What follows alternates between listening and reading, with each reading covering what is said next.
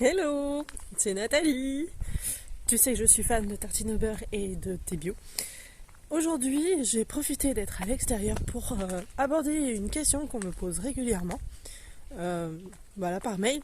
C'est comment on fait pour savoir que je choisis le bon coach, que je choisis la bonne méthode pour pouvoir avancer dans ma vie. Alors, ça me paraît tellement évident que sur le coup j'ai dit mais de quoi il me parle. Voilà, donc sache que moi, voilà, à la base je suis coach mental et j'accompagne les femmes en souffrance au travail à se reconstruire et à redoper, on va dire, leur niveau d'énergie et faire en sorte de se sentir super bien au boulot. Je te fais passer par un petit chemin que moi j'adore, mes enfants aussi, donc je t'invite à traverser la forêt avec moi. Allez, je traverse et je te dis tout. Et hop là, bienvenue dans le jardin. Hop, voilà. Ah, il fait magnifique. Alors, on parle de coach. On parle de choisir un coach. Déjà, j'ai envie de te dire qu'est-ce que c'est qu'un coach, parce que c'est un métier qu'on ne connaît pas forcément. Et il faut bien faire des différences quand même. Le coach, on entend aussi parler de psy, on entend aussi parler de consultant ou de conseiller. Alors, c'est des notions qui se mélangent peut-être un peu pour beaucoup d'entre vous. Je vais essayer de te donner mon avis là-dessus et t'expliquer pour moi qu'est-ce qui est de différent.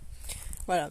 Donc pour moi, déjà, une grosse différence entre tout ce qui est mental, médical, on va dire.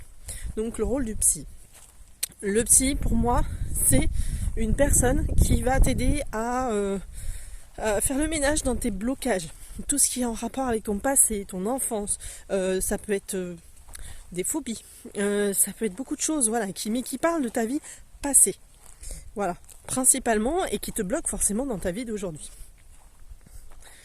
Tout ce qui concerne pour moi le coach, c'est ce que tu es aujourd'hui et ce que tu as envie de faire demain. Comment tu vois les choses demain et quels sont tes outils pour pouvoir demain être comme tu le souhaites. Voilà, moi c'est... oui, il y a du vent. Je ne ressemble à rien, c'est pas grave. Qu'est-ce que je voulais te dire d'autre? Oui, on parle aussi de conseiller et de consultant. Alors, quelle différence avec un coach? Alors, il y a quand même des similitudes. Je dirais qu'un conseiller est là surtout pour te donner son avis. Je vais pas dire c'est la grande copine, mais tu as un problème de couple, tu dégaines ton téléphone et tu appelles ta meilleure amie pour avoir son avis, ça va être un rôle de conseiller. Voilà. La différence, c'est qu'un coach, il va pas s'intéresser à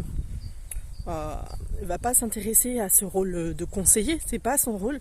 Son rôle à lui, c'est essayer de te faire comprendre qu'est-ce que toi tu ressens et qu'est-ce que derrière tu peux faire pour pouvoir gérer ses émotions, gérer tout ce qui t'arrive. Voilà. En allant vers ton objectif à toi. Et qu'est-ce qu'il y avait encore? Le consultant. Alors le consultant, c'est un petit peu différent. Lui, il est plutôt là pour mettre en place du changement. Voilà, c'est principalement le faire intervenir dans les entreprises.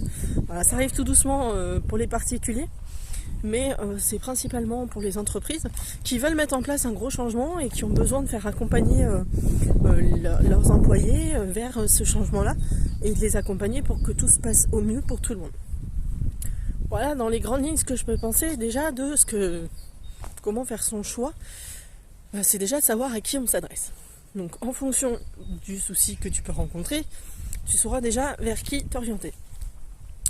Ça m'arrive souvent, d'ailleurs, faut pas croire, de rediriger quelqu'un vers plutôt un psy, parce que effectivement, moi je traite des problèmes de souffrance au travail, et c'est fréquent en fait que beaucoup de souffrance au travail soient liées à certains problèmes qui datent de bien plus loin dans notre enfance, par exemple.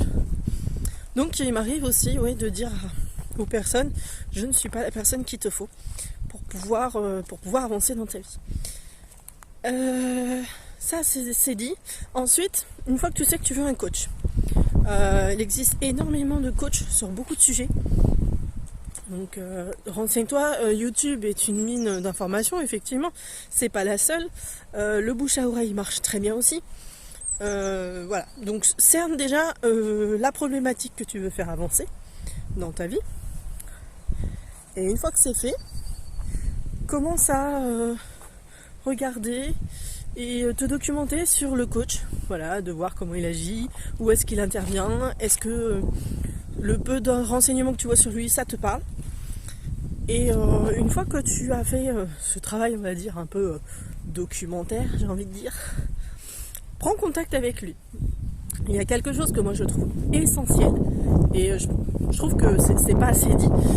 C'est essentiel, c'est d'avoir un feeling avec la personne que tu vas coacher, en tant que coach, et pour le coacher, d'avoir un feeling qui passe très bien avec le coach. Sinon, c'est peine perdue. C'est vraiment quelque chose qui est essentiel parce que on fait vraiment partie, je ne veux pas dire du quotidien, mais on fait partie vraiment intégrante de la personne que l'on coach. On peut se permettre, j'ai envie de dire, des réflexions un petit peu plus musclées. On est dans la bienveillance, donc faut pas l'oublier. Et si je prends les mots crus, là, tu vas arrêter tes conneries, tu vas arrêter de te raconter des histoires, pose-toi les vraies questions. Ça, c'est plutôt ce que pourrait dire un coach. Ça, c'est au niveau déontologique, une psy ou un psy, pardon les gars, c'est quelque chose que on ne se permettra pas. Voilà, donc c'est important pour moi d'avoir ces notions vraiment de feeling, quoi. C'est important. Il y a quelque chose aussi qui revient. Je suis désolée, j'ai un peu de mal à tenir la caméra. C'est pas cool, mais je fais de mon mieux. Il y a encore une dernière chose qui revient. C'est principalement des demandes concernant les formations. Alors tout ce qui est formation au jour d'aujourd'hui, c'est pas du tout réglementé en ce qui concerne le coaching. Et ce qui est important de savoir, c'est que voilà, vu qu'il n'y a rien de réglementé aujourd'hui, tu peux très bien tomber sur quelqu'un qui a un bagage, voilà, qui est passé par la case formation, coaching, mais qui derrière ne maîtrise pas forcément son sujet. Tu peux très bien tomber sur des personnes qui ne sont pas formées, mais qui connaissent très bien leur sujet, mais qui ne savent pas comment, voilà, coacher les gens. Tu peux tomber, voilà, bref, j'ai envie de dire, sur tout un tas de personnes, exactement comme dans la vie professionnelle, hein, des gens qui ne maîtrisent pas leur sujet et qui ne font pas leur boulot, j'ai envie de dire. Voilà, c'est un petit peu ce qu'on peut en dire.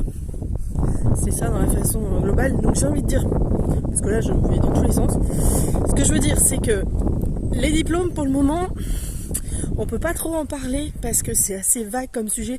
Il y en a qui sont formés mais qui sont pas des diplômes reconnus par l'État. Il y en a qui sont formés et qui ont des diplômes reconnus par l'État. Et dans ce lot-là, tu en as qui maîtrisent pas leur sujet. Bref, c'est assez vague, mais je pense que honnêtement, tu me reposes la question dans 2-3 ans. 2-3 ans, je pense que déjà on en saura un peu plus. Et d'ici 10 ans, moi j'ose espérer que ce sujet-là sera un petit peu plus déblayé. Voilà, mais est-ce que choisir un coach qui n'a pas de formation attitrée, reconnue par l'État pour pouvoir suivre une formation, moi je te dirais que dans les médias, tu peux pas trop t'y fier.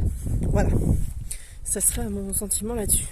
Je sais pas si tu me vois bien à la caméra parce qu'avec le soleil, je ne sais pas, j'arrive même pas à voir. Hey, si, coucou. Bon, je vais rester par là pour finir. Bref, on en revient un petit peu à ces questions de feeling aujourd'hui. Même si voilà, il y a des formations qui existent.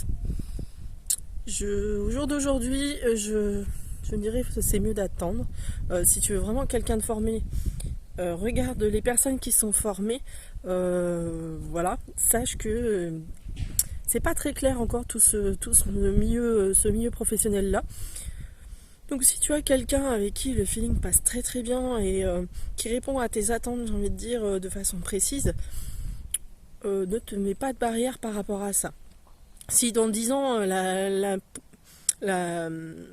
le métier il est complètement verrouillé et qu'il faut passer par telle ou telle case pour pouvoir faire ce métier là oui, je te dirais pas la même chose. au jour d'aujourd'hui, voilà, je pense qu'il faut te laisser une certaine souplesse et de bien vérifier que tu sois pas tombé sur un conseiller qui essaye de te donner absolument des conseils sur la façon dont tu dois te comporter dans ta vie. Là, on n'est pas du tout sur la bonne façon de faire. C'est pas une attitude de coach en tout cas. Je dirais, c'est plus qu'un conseiller. Donc voilà ce que je te dirais pour finir. Comment choisir son coaching, se faire confiance, voilà, c'est essentiel. De regarder les références et de voir ce que la personne a déjà fait avec d'autres. Parce que souvent, voilà, les témoignages bouche à oreille, ça marche très bien. Et voilà, que surtout, il s'occupe de la thématique dont tu as besoin. Et que ça solutionne ta vie et que ça révolutionne ta vie, c'est l'essentiel. Voilà, voilà. Bon, moi je te dis à très bientôt. Je vais chercher une bonne tasse de thé parce que fait un petit peu frais là. Je me sauve. Ciao, ciao!